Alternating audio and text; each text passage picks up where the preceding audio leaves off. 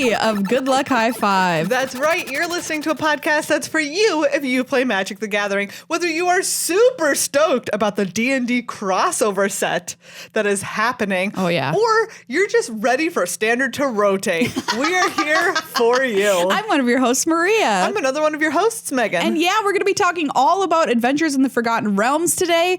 We have gotten a pretty good look at some of the cards in the new set, including a new mechanic called Venture. Yes, it is very cool. It's so cool, it's wild. everybody. It's very different from anything that we've seen. Yes, I love it. Although similar to some things, which I will make my case for when we talk about it. Okay, cool. Yeah, there has been a lot of chatter about it. So I'm interested to talk about it. We're going to talk about some new cards.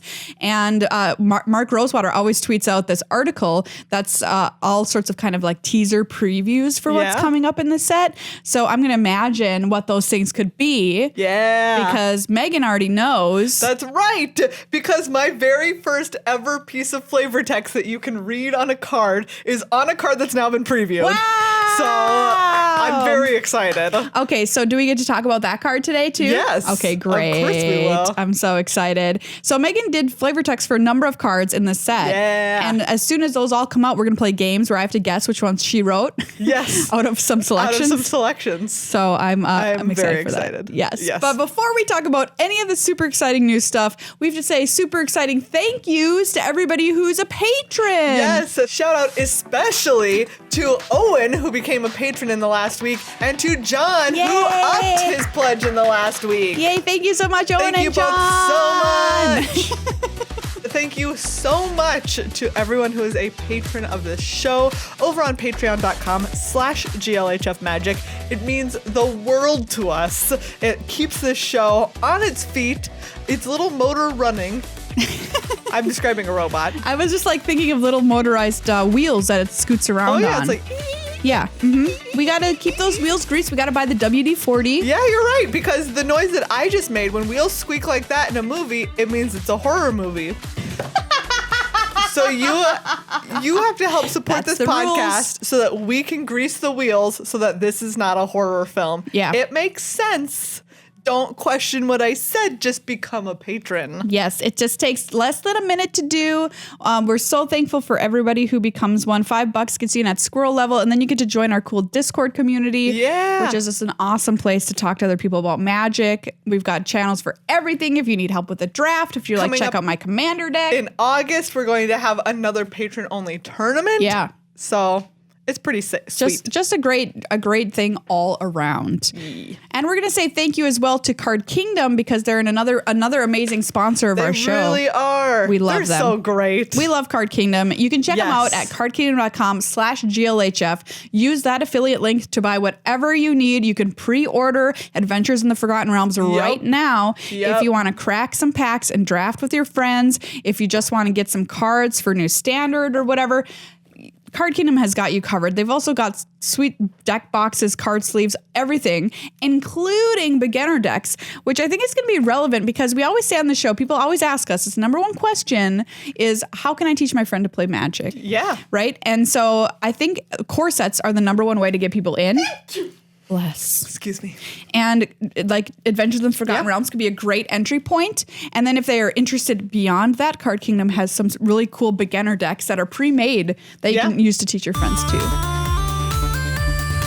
So we got a preview this past week of a new mechanic happening in Adventures in the Forgotten Realms. That's right. Venture. It is wild. Honestly, it's so there's, oh my God, I don't even know where to start. Okay. I'm let's too many things to talk about. A card that has Venture on it. Yes. If one has already been previewed. Yes, they did have one previewed. So there's Nadar, Selfless Paladin. This is 2 and a white for a 3/3 legendary creature Dragon Knight. Vigilance. Whenever Nadar, Selfless Paladin enters the battlefield or attacks, venture into the dungeon. Wow. And it has a little reminder text that says, enter the first room or advance to the next room. Other creatures you control get +1/+1 as long as you've completed a dungeon. Which is really cool because at the when I first saw this card, it just has like this reminder text about a dungeon, but it doesn't really tell you what the heck a dungeon is. And they're like, what does it mean? But what is it? And it turns out, so there are 3 cards that are dungeons. Yes. And these are completely unique because they don't exist. They don't take up sideboard spots. Nope. They don't take up main deck spots. Nope. They are just outside the game. And if you have a card that lets you venture into the dungeon for the first time, you go and get one of these 3 dungeons from outside the game and you put it into the command zone. Okay. So you can only have 1 dungeon active at a time. Wow. Which makes sense. It makes sense. You can't be in 2 dungeons. You can't be in 2 dungeons at once. No, you can't. No, you're one person. It's just the way it goes. Or 1 raccoon. 1 squirrel. 1 squirrel can only be in 1 dungeon at any given time. Exactly. Them's the rules. So Maria, tell us about the 3 dungeons that we have. Okay, so the 3 dungeons we have, you might recognize them if you're a D&D player, which is the true of everything in this set. Yeah. The Lost Mine of Phandelver. Yeah, sorry, I threw you into that one. Phandelver, the Tomb of Annihilation, and Dungeon of the Mad Mage. And what's really cool about these is that, so they all start with like 1 room that's the entrance. Yes. Right, so like when you venture into the dungeon, you enter the first room. Right. And every time you enter a new room, you get an ability, like a thing happens. A thing happens. Much like if you were in a dungeon. You enter a new room and a thing happens. If you went in a new room, nothing happened, I'd be like, this dungeon sucks, sorry, but there should be at least something in here. What is with this dungeon? So, for example, let's talk about the Lost Mine of Phandelver. Yeah. Come Cave in. entrance, it's the first room. Yep. Scry 1. Scry 1. There you go. Wonderful. Great. I'm going in. You just get to scry 1. And then from there, they all have some choices I love it. that you get to make. So you don't have to go, it's not a linear dungeon, because what dungeon is? Correct. So That's more of a tunnel. Yeah. Thank you. With doors. Is this a dungeon or is this just a tunnel with doors? But this one, you have a choice between the Goblin Lair, which lets you make a 1/1 Goblin creature token. Yeah. Or the Mine Tunnels, which we just made fun Yeah. of tunnels, but create a treasure token. Nice. It's so cool. Yeah. Do you want a 1/1 or do you want a treasure? I love when Magic has these neat decision points for you. Yep. And then from there, depending on which one you chose, you have some other options. There's the storeroom, put a +1/+1 counter on target creature. The dark pool. Wow. Each opponent loses 1 life and you gain 1 life. Or the fungi cavern. Cavern. I said cavern. I did. Target creature gets -4/-0 until your next turn. And it's cool too because not only do you have to think about what do I want now, but what do I want in the future? Yep. Because if you went into the mine tunnels, you cannot go into the storeroom. That's right. It's lost Because you can't. to you. That's just, you can't go backwards in the dungeon. The door's No. locked behind you. Exactly. And no one you're the only way out is through, you know? Yeah, and you want to get through because the last room, which everybody goes into, all the paths lead to Rome.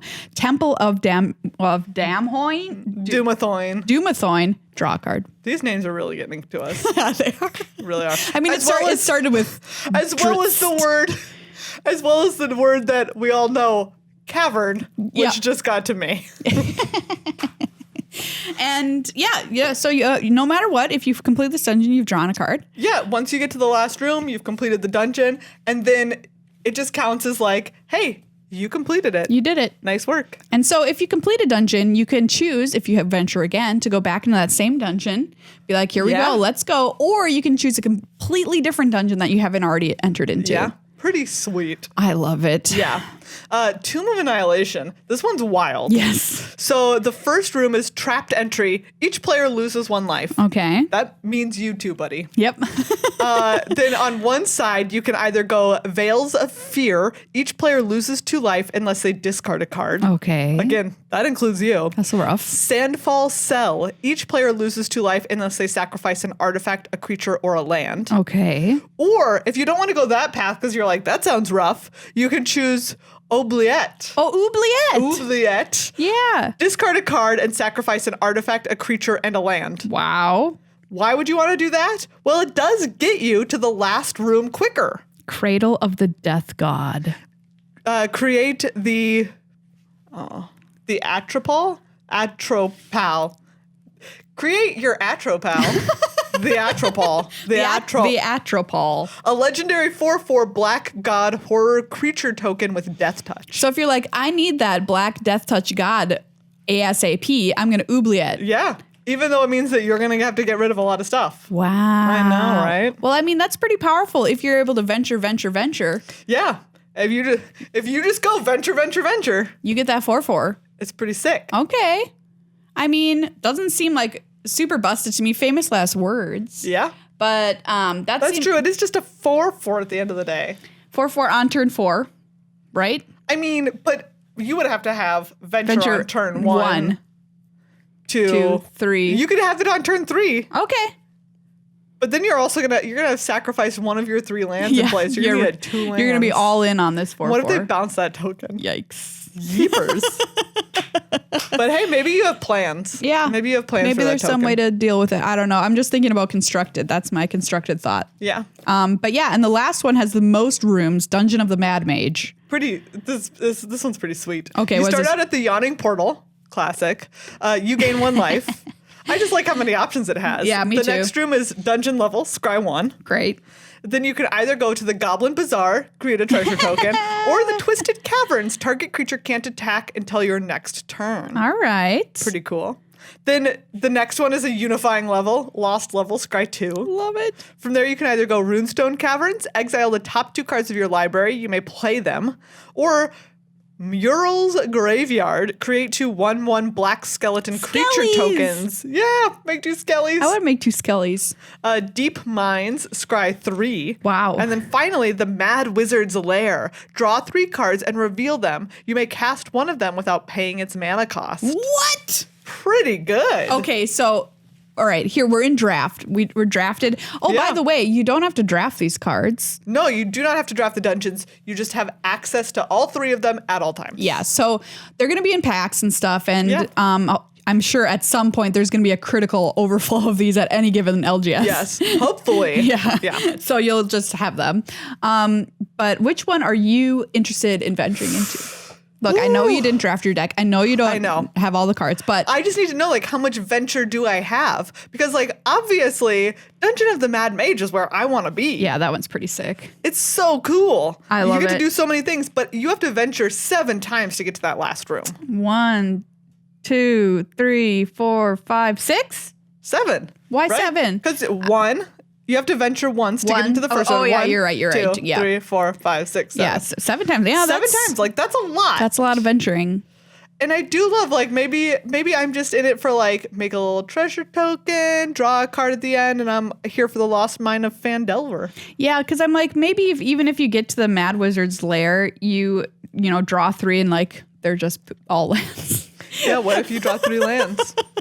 What if you draw 3 lands? Then you feel like the Mad Wizard is not so great at their job after all. Yeah, I mean, they are. It's not like the Great Wizard. Yeah. The Great Wizard. The Great Wizard who's always good at everything's lair. Exactly. Like the really excellent wizard. That's not what it's. It's not the dungeon of the very good wizard. Yeah, I mean it's a true question. Yeah. Or do you want to get spicy and make that 4/4? Yeah.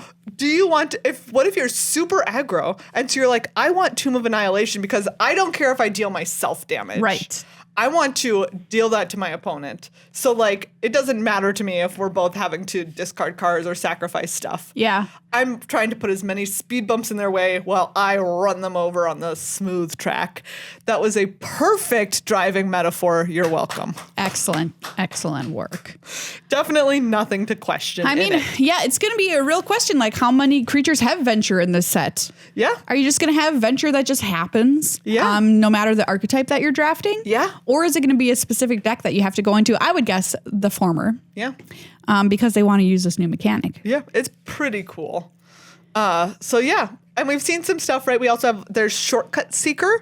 This is 3 and a blue for a 2/5. Whenever it deals combat damage to a player, venture into the dungeon. Cool. So stuff that has like a repeatable effect. And also, raises the question of you can throw creatures away just to venture. Just to venture. And you'll get multiple venture triggers in a single attack step potentially. Ooh, yeah, like if you had Nadar and Shortcut Seeker. Yeah. Mm-hmm. Venture Depending. twice. Yep. Then there's Gloomstalker, 2 and a white. As long as you've completed a dungeon, it has double strike. Wow. So I also like that there's stuff that gives bonuses Right. for having completed it. It remember. Yes. It doesn't even remember. It just knows. It just knows you completed it. Exactly. Gloomstalker is like, I know you. I know what you did. I know what you did. We all tell stories of that dungeon you completed. It's pretty cool. So what do these cards remind you of? You said that they reminded you of something. Maria. Yes. Is this just a different version of a saga? Yeah, it does remind me of a saga. Absolutely. Yeah. 100%. That's what, at first I was like, oh, these are totally unique. And I was like, wait a second. They're very cool. And they remind me of something else very cool. Yep. Which is that they essentially have chapters to them. Yes. In the same way that a saga has a chapter. Saga. It's a big saga. It's one big saga that isn't just triggered by the beginning of your main phase. And that you don't have to pay any mana for. That's right. It just happens. It just happens. A free saga. That's pretty good. Sagas are pretty good. When you think about it that way. And also, they remind me of contraptions. That's right. From the unset. Yes. Where you could build wild little... Yeah. Assemble things and get different bonuses. Yeah. Yeah. I mean... That's true. Okay, so right, like this to me, even like looking at the card, the way that it is oriented top, like from the top to the bottom, the way that you move down it, I think is like one of the thing that for my brain was like, oh my goodness, like this looks so much like a saga. You start at the top, you move down. Yep, absolutely. And you do each of these things as you move down it. I wonder how this is going to show up on like Arena. Or Magic Online even. Yeah, like, for sure. Are you going to have a little minifig like go through the dungeon? Yeah. Great question. Wouldn't that be cute? It really would be. But we've been hearing, I mean, a bunch of people have been on Twitter talking about this. Yeah. How good are these? I think that, right, part of the answer to that question lies in, again, how easy is it to venture? Yeah, that's true. Because a lot of people were making comparisons to, brace yourself, everybody, if you haven't heard this, energy. Ooh, spicy. I see it. Yep, because there's no drawback. Yep. For venturing. A completely different resource. Yep. Completely different resource. Absolutely. No drawback to either, like energy generating it, in this case, going into the dungeon. Yeah. It's just on cards that exist. It's just on cards. You get the benefit. You don't have to do anything else. Yeah. Unless venture creatures happen to be worse, which I don't think that they will be from seeing these previews. Yeah. So I think people were initially a little bit worried. Fair enough. Because if you remember the days of energy, it was really, really good. We talked about it recently on an episode when we were going through way too powerful mechanics. And it was just too powerful because, like we said, it was a benefit for absolutely no work. As someone who is currently playing... I'm living those Teamer Marvel days in Historic right now. Yeah. And let me tell you, like, I love it. Yeah, Teamer, spin that wheel. Spin that wheel. And as I've told Maria, sometimes the wheel spins you, man. Yep, it's absolutely Sometimes true. It really takes you for a ride. So true, so true. But yeah, that energy deck was completely and utterly busted. Exactly. It's absurd. Attune with Ether, you just get 2 energy in a land. Like, great. Happy birthday. Thank you. And once you have 6, you're like, spin it, baby. Yes. Yeah. Rogue Refiner. Oh, Rogue Refiner. Bless this card. Yeah, the card was great. 3/2. Was it a common or an uncommon? It was a common. It was 3/2 for 1 green blue. Yeah. When it enters the battlefield, you get 2 energy and you draw a card. Okay. Historic playable. Rogue Refiner. So now, 6 months into the future, are we going to be saying historic playable X? Yeah, like venture a card card that has venture into the dungeon. I don't know. I don't think these rooms are too busted, but yes, I will just say I could be wrong. Yeah. They're not as, I will say, the payoff of them is not as busted as the payoffs from Kaladesh. Yes, right. There's no, this isn't a Riparian Tiger situation. Oh, Riparian Tiger, which we've talked about many love times. you, buddy. Yes. Yeah, that's true. Which was a 4/4. You could pay 2 energy when it attacked, and it would get +2/+2. Yeah. Which is just, it was a 6/6 with trample at that point. Yeah. Obscene.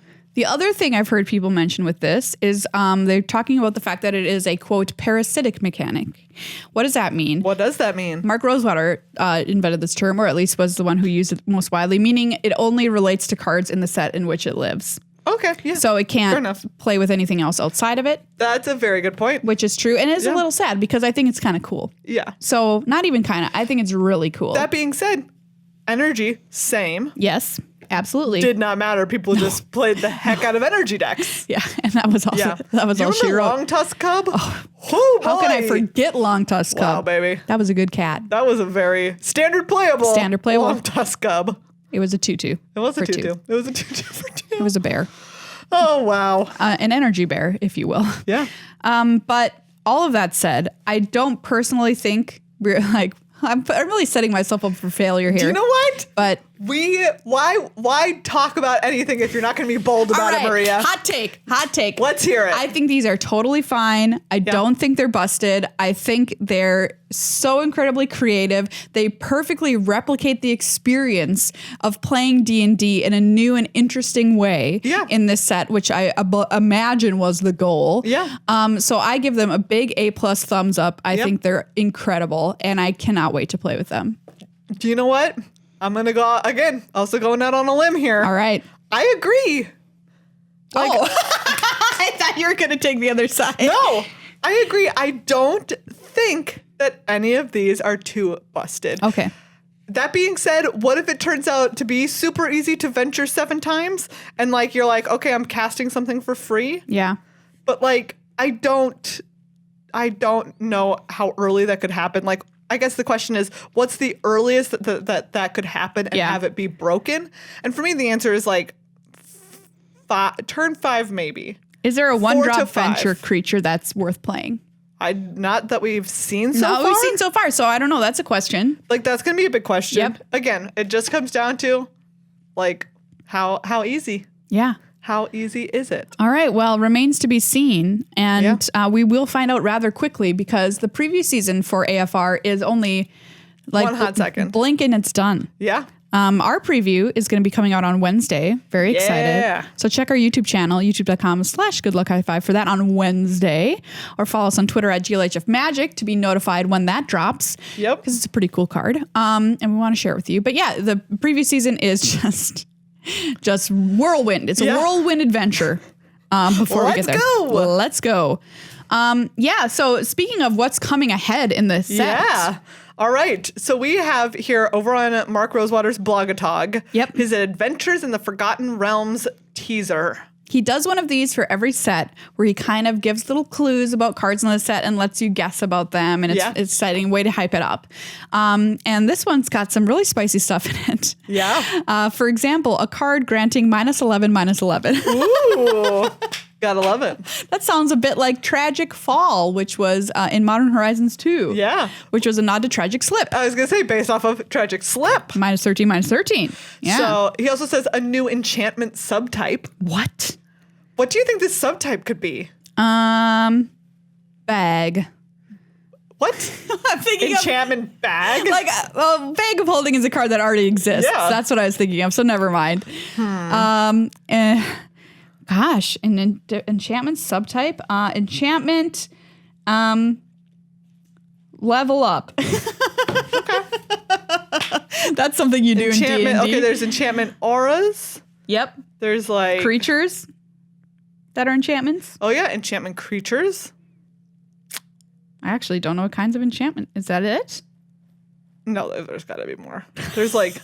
world enchantments. Oh, sure. Yeah. Although world, that's a super type. Yeah. I don't know. And I don't remember either. Wow. Well, okay. So I don't know. Wow. That's interesting. Enchantment bag. I'm sure they've got to reprint Bag of Holding in this set. They just have to. I feel like they do have to. It's a law. Ooh, a creature with a death trigger that makes an equipment token. Oh, I love it. So you kill it and you take its loot. Nice. Oh, great. Sweet. You're like, okay, and now I take your sword. Wow. I am such a flavor person that this set is I can just tell it's just going to be so great. And I love it. It's a core set. Yeah. Okay, we're not getting something boring. That's true. It's pretty sweet. I'm really excited. A legendary creature that makes a legendary hamster creature token, which many people have already pointed out. We know about Boo. Yeah. The legendary hamster. Cute. Great. I want a hamster creature token. Something only seen previously in unsets comes to black border. What? What do you think it could be? Did he mean the dungeon kind of thing? No, he didn't. No. I don't know. Could it be? I'm thinking of like, what are some of the weird things that you could do? Like tossing a card. Remember with the slaying mantis where you threw a card? What about half cat, half? Half cat, half something? Yeah. Although that would have been in mechanics. So You're right. You're right. I don't know. I don't know either. An artifact that's a musical instrument that creates harmony counters. Aww. Oh, that's adorable. What instrument do you hope it is? That's a harp. A harp? Ooh. All right. Come on, harmony. Harmony counters. What about like a lute? A lute. It could easily be a lute. Yeah. A card that can keep your opponent from winning the game. So this must be like the classic, like, well, this is like your opponents can't win and you can't lose. Yeah, like Platinum Angel or something. Yeah. An ability that cares about attacking with a certain amount of power of creatures. All right, that's cool. That's right up your alley. Yeah, I love it. Get me in. Cards that let you decide where the story goes. That's dungeon. That's the dungeons. Are you sure? Cards that let you decide where the story goes. Okay, so yeah, I can see that. That's gotta be dungeons. I'm just like I'm just thinking choose your own adventure when I see that. I think that dungeons are choose your own adventure. Well, they are. Yeah. But maybe there's other choose your own adventures. Oh, all right. Okay. A card that creates a legendary creature token named Vecna. Okay, that's cool. Cute. Maybe I'm supposed to know who Vecna is, but I don't. Sorry, everybody who's listening who does. Here are some rules texts that will be showing up on cards. Enchanted Permanent is a treasure artifact. I love it. You can just like turn their creature or whatever. Turn their creature into a treasure. You're like, great. Bummer for you. That's a pretty cool removal spell because you're removing their creature, but you're like, all right, you get a mana. Well, but also it says Enchanted Permanent, so you could turn their land into a one use land. Yeah. Ooh, so rude. Yep. So rude. Ward, discard a card. Okay. We've seen Ward, so. That's a neat way to also approach Ward. Exchange your hand in library. Great. All right. Everyone loves exchanging your hand in library. Okay. I'll have a hand of 30 cards. Skeletons, vampires, and zombies. All right. Excellent. I feel like that's got to be some kind of like they all get +1/+1. Yeah, or they some all kind of have death lord. touch. Yeah, some kind of something that grants abilities to all of those. Spend this mana only to cast dragon spells or activate the abilities of dragons. Classic. Love it. For each different mana value among non-land cards in your graveyard. Oh, I wonder if you can get them back. Oh, yep. I bet you can. Then if you have fewer than 3 cards in hand, draw cards equal to the difference. Okay. Oh. Okay. Whenever you cast a creature spell that doesn't share a creature type with a creature you control or a creature card in your graveyard. It's got to be draw card. Maybe. Yeah. Okay. All right. You may cast this creature's name from your graveyard if a creature not named this creature name died this turn. All right, spicy. Something that's like, I will live again if something died. And quote, when its power becomes 20 this way. Oh. ... Oh. So something's power can become 20. Can become 20. 20, that's a number in D&D. Yeah. Oh, Maria, do you have a prediction about the number 20? I'm predicting some kind of natural 20 situation. Oh, spicy. Okay. How do you think, tell me more. I don't know. Okay. Something becoming 20s, 20 mattering somehow? Okay. Are they going to make you roll 20s? I don't know. I don't know. Okay. Also, roll 20 sounds like you're in a casino. Gotta come up in here rolling 20s. Rolling 20s up in here. Finally, some card type lines. Dwarf citizen. Tiefling wizard. Human elf monk. Elf spider. Oh no. Gnome warlock. Halfling rogue. Bird bear. Dragon knight. Devil god. Beholder. Yeah, we've seen that one. Yeah, we have. Wow. Yeah, very cool. Okay, so let's look at some of the cards that have been previewed. Yeah. Megan, we've kept everyone in suspense for long enough. That's true. Tell us your flavor text card. Okay, it's just on this little buddy named Dungeon Crawler. Oh. Who's a little uncommon from the set. Single black, 2/1. Dungeon Crawler enters the battlefield tapped. Whenever you complete a dungeon, you may return Dungeon Crawler from your graveyard to your hand. Oh, cool. I think of it as giving them another chance to achieve their potential. with an attribution to a necromancer. Wow, that's great. Yeah. Give it up, listeners. Give it up. Thank you. Give it up for Megan's first flavor text. Several, that I have in here. I'm so excited. But the only one that we've seen so far. So okay. you know that it's not any of these other ones. We already decided that Megan has to frame all of her flavor texts. So yeah, I'm so happy. Yeah, that's really cute. It's not my favorite one that I wrote. Oh. So that one is we'll have yet to wait to come. Okay. Let's talk about this other. So we've already seen some of the alternate art for the set, which looks like a D&D rulebook. Yes. But we've also now seen ones that look like old campaigns.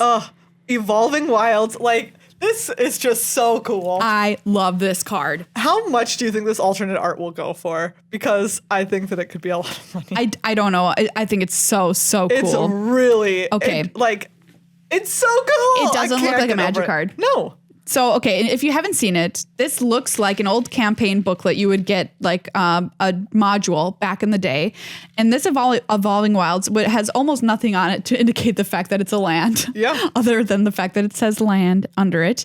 So it's purple. It's all purple. It's got a Dungeons and Dragons banner on it. It says land. It's got some art that looks like classic, 70s, 80s art, and then has a rules text of Evolving Wilds on it. It's so cool. The real tragedy is that you have to sacrifice this. Yes, yeah, that it can't just live on your battlefield forever. Because if only it could. It is unbelievable. I'm in love with it. It's really cool. Some people are not fans. I don't know what's wrong with them, if I'm being honest. Okay, so I could definitely see some people being like, what? This doesn't look anything like land. And I'm like, shut up, who cares? Exactly. Quit complaining. It's so cool. It's so different. It's very, very cool. Here for it. So we saw one of the planeswalkers in the set way back in May. Lolth, Spider Queen. Spooky. But now we have seen Eliwick Tumblestrum. Oh my gosh. Who's a little bard. So she's so cute. Yes. So this is 2 green for 4 loyalty. +1, venture into the dungeon. Oh, she ventured. Wow. Okay.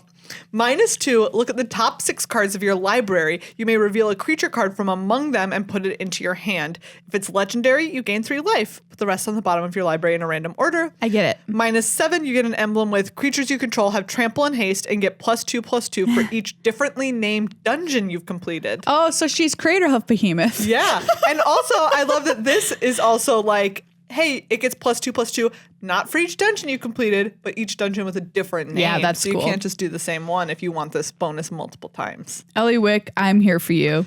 She's really cool. I think this is a really cool planeswalker. This is also what made me think lute. She's playing like a little... Oh, yeah, she's playing a little lute. See, that's why I said harp, because in my memory she had a harp, but it was a lute the whole time. It was a lute the whole time. Wow, that planeswalker is really dope. I love it. She, we talking about her, in terms of planeswalkers in general, she doesn't protect herself. No. But she does come in with a high loyalty. She goes up to 5. That's true. So if you're playing this on turn 4, and then she ends up with 5 loyalty... Assuming that you've done something before then to develop your board. Yeah. They probably can't kill her on the next attack. I wouldn't think so. Which is what's important. Yeah. And you're going to get that scry when she comes in. Yeah. If you're playing that first dungeon. Yep. You'll get some dungeon ability. Yeah. Which might help protect her. And there's a couple of dungeons in the rooms where you get like a 1/1. Yeah. Or something like that. So she might make a 1/1. Yeah. So after a couple ventures, you'll get a 1/1. So she will be able to protect herself that way. She doesn't remove anything, which is another thing we often look for in planeswalkers. But she does help you find what you need. She draws you cards. Heavy creature deck. She gets you into that dungeon. She get you into that dungeon. Yeah. Speaking of some other stuff that has is dungeon relevant. Okay. Cloister Gargoyle. Spooky. 2 and a white for an 0/4. When Cloister Gargoyle enters the battlefield, venture into the dungeon. Okay. As long as you've completed a dungeon, Cloister Gargoyle gets +3/+0 and has flying. I love it. So I like that this card right early on, just like a nice little 0/4 blocker. Yep. It would be like, get in the way. Gets you into a dungeon or gets you farther into a dungeon. And then later on, later in the game, maybe you've completed a dungeon and it's like, okay, now I'm a 3/4 flyer. I love it because we've seen a similar gargoyle designs over the years and they've always been some way to activate it to give it flying, right? To turn it on, to make it like a bigger creature and actually, to animate get it up in the air, animate it. And this is a really cool way to do it. Yeah. they released this other card, which I just personally love, which is Flumph. Yes, an iconic creature from D&D. I love this Flumph. 1 and a white for an 0/4 jellyfish. Defender flying. Whenever Flumph is dealt damage, you and target opponent each draw a card. Oh, Flumph. Cute. You're just giving everybody cards, Flumph. So nice. It's like, don't hit me. Don't hit me. I'll give you cards. If you hit this Flumph, cards come out. That was me spraying jellyfish juice. Gross. Don't say juice. What is it? I don't know. What do they spray you with? I don't know. It looks like mist. They mist you. It fart on you. Yeah, Flump fart on you. Both draw a card. Good Flumph. Oh, Flumph. It's just the best name. Cool. But previews really get started tomorrow. Yes. So that's when we'll start seeing a whole bunch more. Yeah, so watch out on the internet because they cannot be stopped. No. We cannot be stopped. No. I've got to say, for a core set, I can't remember ever being more excited for a core set. It is really cool. It is up there with Magic Oranges. Absolutely. AKA Magic Origins. Yeah, but which everybody called Magic Oranges. Yes, Magic Oranges. That's still how I remember it. Yeah, that's what it's called. Anyways, which was the core set where we got to see the backstories and had the cool flip planeswalkers. Yeah. The base 5. That was very cool. I loved that concept, but it did not necessarily permeate like every card in that set. That's true. And which this does. is very cool. So yeah, this is a hit out of the park. A home run. A home run. Otherwise known as a home run. You know, we're calling it early. Obviously, we haven't seen a lot, but I mean, like, I'm ready to give it a flavor home run, honestly, based off of what have we seen here and off the dungeons. All right. The dungeons are so cool. Oh my gosh, I mean, the dungeons are so cool. They're just great. We also, there's one card that has been previewed. Tasha's Hideous Laughter. 1 blue for a sorcery. Each opponent exiles cards from the top of their library until that player has exiled cards with total mana value 20 or more. Wow.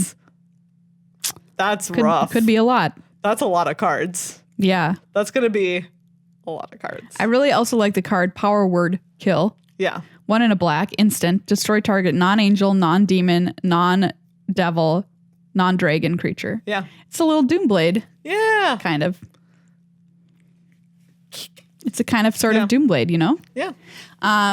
So anyway, that could be like really a good player. Might be a good removal. So when do we rotate with the fall set? With the fall set. So we've got this, and then the next one will be the rotate? Yeah, the next one will be the Innistrad Werewolves. Werewolves, yeah. Midnight Hunt. Midnight will be Hunt. when Okay. everything rotates. All right, so we're not quite there, We're but so close we're so to close. Eldraine not being Everybody. here anymore. We're so close. We're counting down the days. We are so close. Until Bone Crusher Giant can crush no more. Ugh. Until Brazen Borrower has borrowed its last. Yeah. Oh, I can't wait. Honestly. Cannot wait. Neither can I. Neither can I. All right, everybody, let's say thank you to Ultra Pro, another one of our incredible sponsors. That's right. You can hop on over to their Twitter if you want to take a look at all of the amazing playmats that they have from the Summer Secret Lair drop. Yeah, there's some great stuff there. It is incredible. And if you're like, hey, I'm not interested in getting this Secret Lair, maybe you don't play the cards, maybe you're just like, that's not in my budget right now. Yeah. But you have the money for like one sick playmat. Absolutely. Go to Ultra Pro for your one sick playmat. Yeah, they've got some really cool ones. Do you need Ragavan to help your cards on the battlefield? Don't worry, they've got a Ragavan playmat. That's right. If you're like, I'm not going to play Ragavan in Modern, but I want that flying monkey on my side. Hey. Ragavan can be. Do you want Mother of Runes on the table for you? Yes. With the new Secret Lair art? Of course you do. I think you do. So hop on over there, take a look, and just feast your eyes uponst. Uponst the art. Uponst it. Yes. And then you can tell your opponents when you unroll your playmat, you can use that line. That's free for you. You have to say it. Feast your eyes uponst my playmat. They've also been doing such really cool tweets and stuff celebrating Pride Month. And for that, give them a huge thumbs up. They've been like showing off, we've got all these different rainbow color sleeves and all this kind of stuff. And it's just cool to see, them tweeting out some cool gear that they've got in support of their players celebrating Pride Month. So we're here for that too. Well, everybody, that's episode 440 of GLHF. That's right. I heard Jilly Jeff instead. That's the secret name of the show. If you ever need to be like, what's the secret name of GLHF? Jilly Jeff. Jilly Jeff. Great. Yeah. Thank you again so much to everyone who is a patron. Yeah. If you're not, consider becoming one. Yeah. Patreon.com/GLHF Magic. We've got sweet rewards. Takes no time at all. And the best part is how good you'll feel about supporting the content that you listen to. Honestly, you're like, it won't make any difference because it's free. Next time. I'm serious. When we're at the top of the show talking about our patrons, you can be like, that's me. Yes. You just feel great like listening to it and being like, hey, I know I can get it for free, but also I'm able to support it. Yeah. This is how I feel when I listen to stuff that I support on Patreon. I'm like, I feel great because I know that I'm helping them do the thing that they do. Yes. And I feel like I'm like part of that in a new way. And like, I don't feel guilty like listening. Yeah. You know what I mean? So of course. Anyway, awesome. That's my pitch. So like I do it. I think you should too. It's really, really easy. Patreon.com/GLHF Magic. Check out Ultra Pro Card Kingdom for all of your magical needs. And next week we'll be back with more Adventures from the Forgotten Realm stuff. So exciting. Because we will have seen so many cards. So many cards. We're going to have seen more than half the cards. Unbelievable. So, wow. See you here next week.